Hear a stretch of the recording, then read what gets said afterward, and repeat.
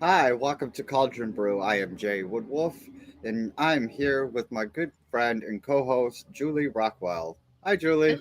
Hello. So today we are talking about the shadow self, the Oh, dark side of the mind. this is going to be a fun one.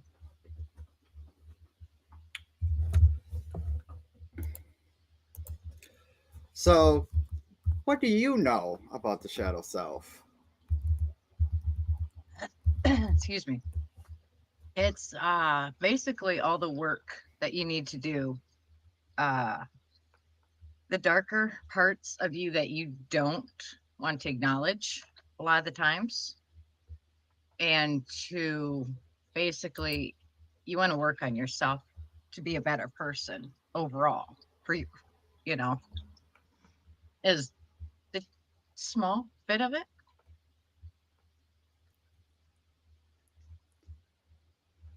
Um, the shadow self was actually coined by uh, Jungian psychology, which it's Carl Jung or Jung, or however you pronounce his name. It's an analytical in in in analytical psychology. The shadow is an unconscious aspect of the personality that does not correspond with ego ideal, leading the ego to resist and project the shadow. So it is everything that we keep hidden not only from the world but from ourselves. Right. Yeah, the stuff that you just don't want to deal with. As they say, the skeletons in the closet, or just all the dark parts of you that you don't want to acknowledge, you want to keep hidden, and Mm-hmm. just, The the shadow is the part of our personality that we have suppressed, often because it's too painful to acknowledge. not see, that's where I don't think it is a lot of times too painful. They just, No. well, to some, I'm sure it can be. Like with past trauma and stuff that can trigger, a lot of different things. But Mm-hmm.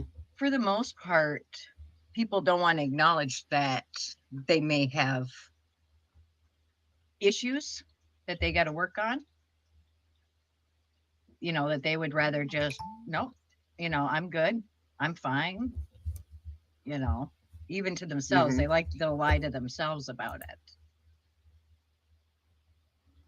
And then, to, in, on any pagan path, you always, well, you should work on yourself so that way you just, you can become a better version of yourself. Right. Um, it takes a lot of self discipline to actually want to do that. Because you're going through shit that you may not want to deal with, but eventually you're going to have to. Right. Oh yeah, well, like we touched base on it with when we, with the first episode of this season, to where, that's where the mentality comes in and everything comes into play with that. A lot of discipline, a lot of self-reflection, and just a lot, it's a lot of work. It sure is. Another thing that it has here, the shadow is the hidden part of our personality that is unconscious. The shadow is associated with the qualities we have that we worry are less appealing to people. What do you think? You think it's I don't think it's less. qualities? It can, some of it can be, like you have um someone that always doesn't want, is like a people pleaser, when some of them don't want to be that way, but if they're afraid that if they actually voice how they feel or anything, people won't like that, Mm-hmm. so they keep that hidden and always want to make sure people are happy, people are good, so that way, they hide that part of themselves is just like a small example of it. Uh, one of the ways that people can deal with, like, especially people with self-image issues, is like if you have like a tall stand-up mirror, stand in front of it naked, see what kind of reaction. Because if you got a self-image issue and you look at yourself, in a full stand-up mirror naked, and you kind of focus on the emotions that you get in, then think about why you're acting that way. Like, why these emotions are responding to that, especially with the Right. self-image issues. Well, which I think I'll say, I could be way off base on this one. About 99% of everybody has, self issues, Oh, image yeah. issues because of, you know, the media and everything else, what portrays as what the idea image is. So you're going to have those self doubts, you're going to pick apart your own self. And it Yeah. does take a lot of work and a lot of years to be able to look at yourself and like what you see. Right. At one time, I actually, when I looked at the mirror and looked at myself, just my face, and, I would get so angry. So I had to Right. figure out why I was getting angry. Like, I was getting angry to the point where I wanted to punch the mirror. Right. So, and that's self-image. That's how I was viewing myself. Like, I was angry with myself. Why am I angry with myself? So I had to sit down and figure it out and write all down the emotions that I was feeling, try to get to the root of the problem. Now I can look in the mirror just fine without a problem. But Well, yeah, that's what I mean by a lot. It's work. You have to pinpoint what you don't like about yourself if we're going to do the image thing, mm-hmm, and why. Have you heard if people have told you things, put you down? Is it to where you believe that you should be a certain way and you're not? mm-hmm, Where did it all stem from? And yeah, you find that part of it. And then, but it takes a lot of years to tune out what people say about you. Because yeah, the way I've always looked at it is someone's nitpicking at how you look, then they have the issue with themselves, but they're projecting it on you so they feel better. yeah.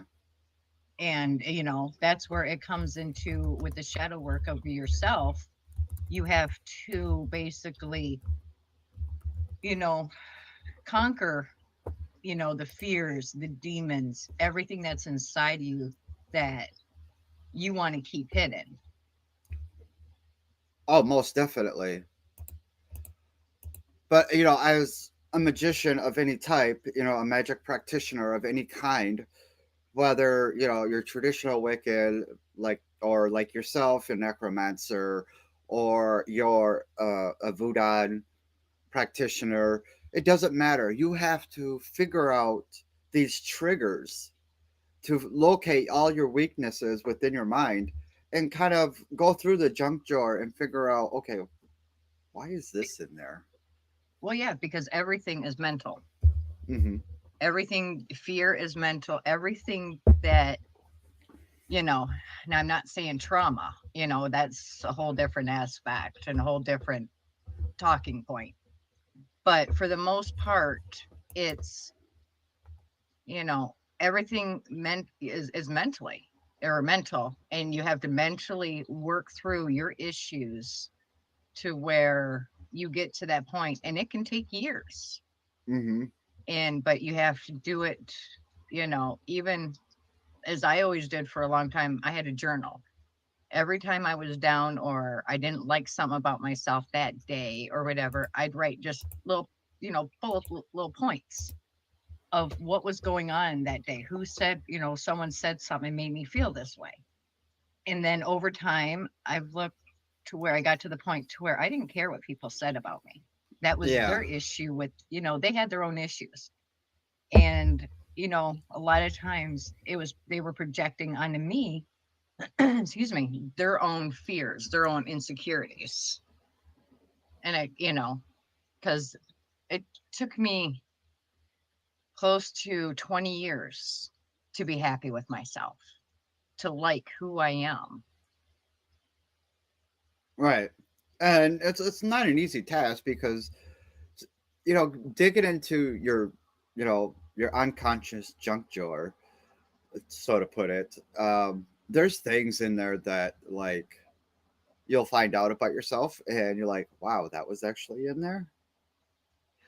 Oh, yeah, if you'll come across some things that you do not like about yourself you know, that you didn't think you were that way Right. or stuff. And then that's where it's like, okay, I didn't like that in this person, in these people, but I find part of it's with me.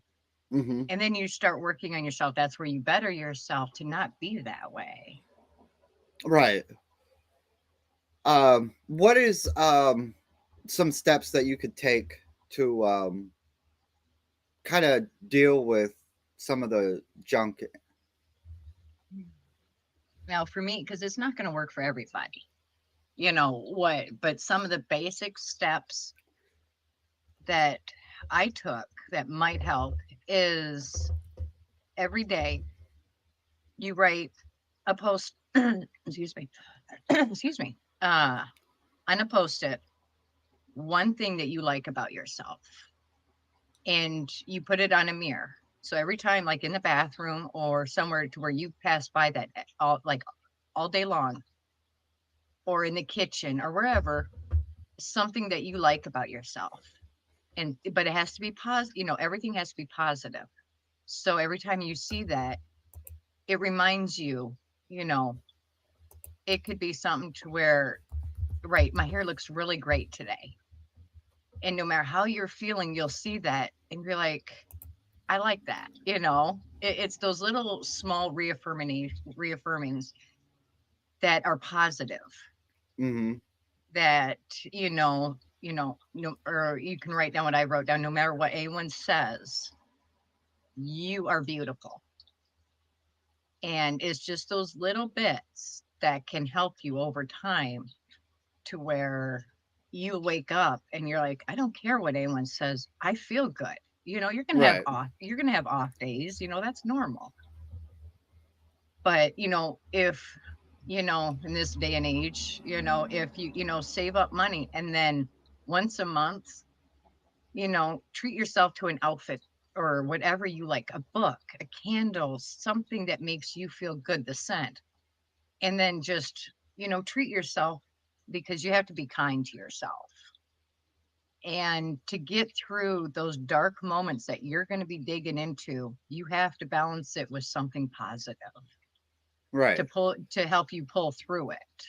One of the things that has worked for me is whenever something comes out that I don't like, um, if I'm in a situation to where, like, if I'm at home and I sit down and I think about it, okay, why did I have this reaction? And I'll sit there and I'll meditate on it and work through it.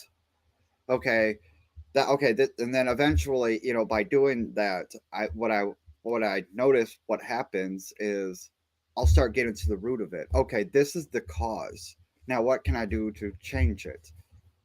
So I just kind of bring it to light and bring it to the surface in my mind and kind of deal with it head on.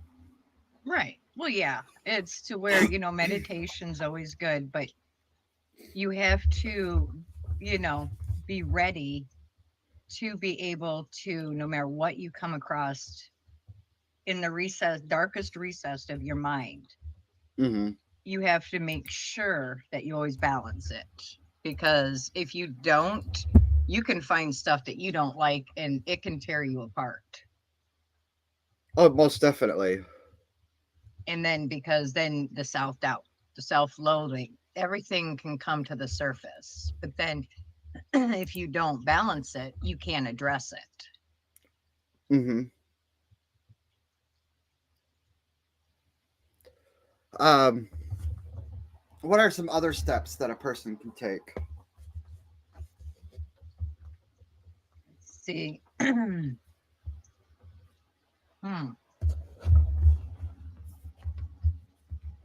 Uh, let's see. There's the stuff meditation that basically there's journaling.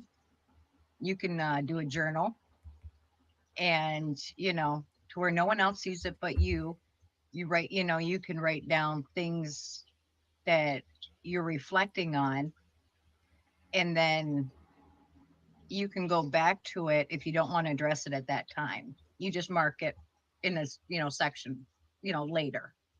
Hmm. But you're at least acknowledging of what you're finding. And then when you're ready to work on it, you can go back and start with one of them. Hmm. And then so that way everything's written down, and then, you know, journaling's always a good one. Oh, most definitely. Do you think it's important to get to the why of it? Eventually, yes. Sometimes you won't get a why. It depends on if there's trauma that will trigger some of the stuff, from other people. You won't get the why. Hmm. But um, after you've addressed what issues are there, if there are issues, which everyone has issues, Yeah. but after you've addressed those, and when you're ready to address them, then you can, start off with why, because Hmm. you can't do it all in one sitting. Most definitely not. It can take up to years to address one issue. Like, some of them might be simple to adjust, to accept, work on, and improve yourself. Hmm. Others can take years, and sometimes, that's where you have to be easy on yourself, and with the positivity, to be able to work to get to that point too of certain whys. Most definitely. Now, I'd like to say that doing shadow self is not a substitute for doing shadow work is not a substitute for actually a mental health professional. Right. If Oh there yeah, is a definitely. severe underlying issue where you need a mental health professional, Go I would seek suggest, somebody. yep. Yes. That's where part of the trauma is. Like, that's where, if you're doing the work and you realize there's certain things that you need help on, definitely go see a professional Right. that can help you work through some things, that may have things to help you with it. We're big advocates on mental health. Yeah, most So, definitely. you know, don't always tackle some things, can't be tackled on your own, you know. Yeah, and if a person really needs the help for a mental health professional, go see a counselor. Go sit down with a counselor. And it's Go and do that part, something. right. And it's okay if you and the counselor don't vibe, you can see another one. Don't think you're stuck with one. Mm-mm. Always find one that will fit you and make you feel comfortable with everything, that you feel comfortable enough to open up to. Why is it important that we work on cleaning out our junk drawers, facing those demons? Because to me, overall, you want to be healthier, and you want to be happier. And the more you let go of the junk, the lighter you will feel, mentally, physically, everything. Because emotions will also, some people disagree with it, but that's them. Emotions will rule your body and will create physical ailments. So, you want to release the negativity, the the doubts, the fears, anger out of you, so that way you can become a healthier, happier version of who you want to be and And who how you're does meant that to be. play in with working magic? How do you think that plays in working magic? Because to me, you have to know yourself to, anyone can say what they want, be what they want. But if you don't know yourself and your limits and who you are, and being able to dive into yourself, how are you able to take whatever path you're going to work on and make that better, make it a part of you if you can accept parts of you? I think it also like it from from personal experience. I think that it causes a blockage in our willpower when because we use our will to manipulate the energy to cause change, Right. to for spell casting and all that. And I think personally that some of that stuff can actually cause a blockage, as magicians of any kind, magic practitioners, Yeah, I whether was gonna you're say, a don't call me a druid or a magician. Voodoo or a necromancer or a traditional Wiccan, it doesn't matter. If you're using spells and it's all mental work, and if you're casted, I think that some of that stuff can actually cause a blockage to your willpower to be able to cast some of these spells. Well, it's just not willpower, it's also you're tainting it. Your Mm-hmm. energy is tainting because magic, which is energy, which is neutral, and you have a lot of negativity, you will taint that energy that you're trying to manipulate, and it won't work out how you would think it should. Right. I've never actually thought about it that way. Like I said, I just figured it causes like it's like having like if there's a river, like a small river or a creek running through a forest, and all the branches fall into it, and over time that builds up and it shuts off the flow of water.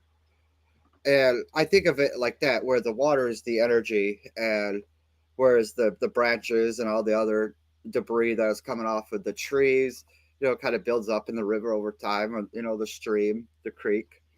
um, it causes a dam and it dams up. So I think of it as that way. Right. But see, like how with that, it's to where if you think over time, because that water is just say the energy, and the tree is just how you said it, but after a while, that tree will start deteriorating, and it'll start, to say if it's rotten and has like bad stuff in it, that will contaminate the water. Yeah, So, because you figure, because, we have energy, we're made up of energy, everything around us is energy. So, if you have a lot of negativity in your life, a lot of stuff, that will taint the energy you're trying to manipulate, well, you know. I could see that point of view. I could see that. Well, yeah, because, if energy is neutral and you want to, cast a spell for just something, but you're having a lot of negativity, inside of you, and you're trying to, do a spell for just say something positive. How's And you're pulling in that energy to manipulate it. How is that going to create a positivity spell with so much negativity coming off of you? I could see that because you're pulling it in, so it's going to mix with your own energy pool, and then when you Yes. put it Release out it. there, And you're it's going to it have that mixture in there. yep, exactly. I get it. I never actually thought about it like that, but that's a good analogy. I like that. Well, yeah, because Um, I work with so much with nature. It's, that balance, and plus with the necromancy, you know, everything has to have balance. yeah. Um, So, is there anybody on YouTube that would like to join in with us and talk about the shadow with us for a moment? Maybe we can get somebody to come in and, bring a different viewpoint, something that we haven't touched on. Right. Is there anybody out there? I don't have my YouTube pulled up. I do. We got two viewers. I Well, don't know that's who's good. on there. I'm going to Right. post a link on YouTube. You can click that link, it'll bring you right to us here at the studio, and you could join in and, mention something that we haven't mentioned about the shuttle self. What Or do you even if think? or even if they don't want to come online, they can, type it out in the chat box and we can Yeah, talk about it. three viewers. I don't know who's the three, but probably. There's nothing wrong with that. At least we got viewers. Yeah, we got viewers. Also, those of you who is watching, whether you're on Twitch, Twitter, YouTube, um, we have a link to our Discord every Saturday evening after our podcast. We always have some kind of social gathering for the after podcast. Right. Wow, cat. Yeah, he wants to be a part of it. Yeah. Apparently so. He has to say hi. Oh, and we have our website up and running now. Be sure, everybody, to check out our website at woodwolf.org. Let us know what you think. Send us a message. Our email is on there. Join our Discord.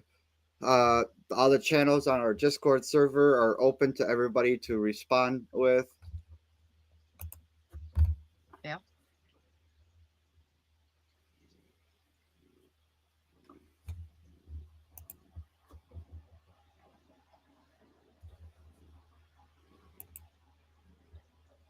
There is nobody in our lobby. That's okay. Maybe over time someone might get the courage up. Yeah, It took me a while to do to do that. well, I think that is all I have for this topic.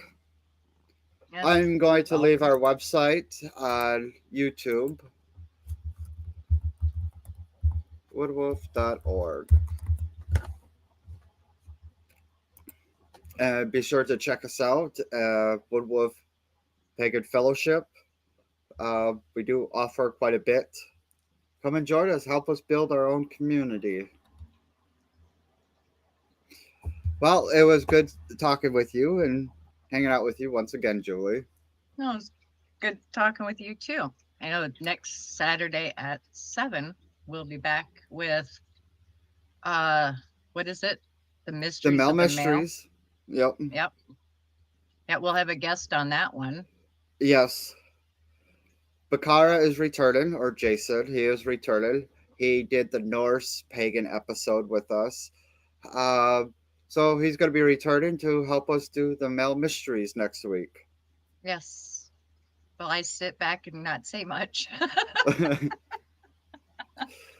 Maybe we can bring back our friend Oswin for that Oh, one. that would be nice. Hmm. Have a nice group chat with that. Yeah, get some guys together, have a Mel circle, beat our chest. Sure. I'll sit back to drink my coffee. Yeah. Alrighty, everybody. Thank you for joining in. I hope you enjoyed the episode, and we'll see you next week. Bye. Bye.